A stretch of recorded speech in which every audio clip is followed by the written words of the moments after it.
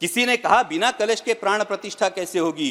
किसी ने कहा जब चुनाव ही प्राण हो तो सोचो कौन सी प्रतिष्ठा दांव पे लगी होगी। लोग तो कुछ कहेंगे, लोगों का काम है कहना।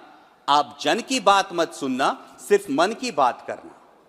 फिर भी खुश थे हम 500 साल का सपना जो पूरा हो रहा था, हमारे अंदर का हिंदू भी पूरी तरह से जाग गया था।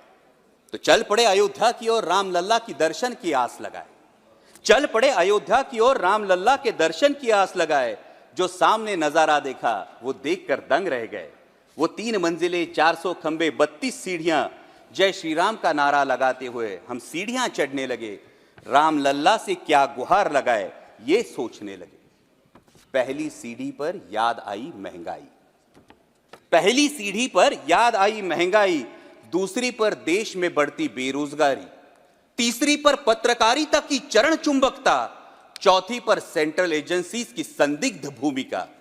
हर सीढ़ी पर कुछ न कुछ याद आ रहा था, हर सीढ़ी पर कुछ न कुछ याद आ रहा था। कहीं 15 लाख का जुमला, कहीं किसानों का आक्रोश था, कहीं महिला कुश्तीगिरों की वेदना थी, कहीं सालाना 2 करोड़ रोजगारों का वादा था, कहीं बढ़ती सांप्रदायिकता थी, तो कहीं चुनिंदा पूंजीपतियों पर मेहरबान हमारी सरकार का चेहरा था। इस वास्तविकता ने झंझोड़ने के बाद भी हम अंधभक्तों की तरह चलते गए।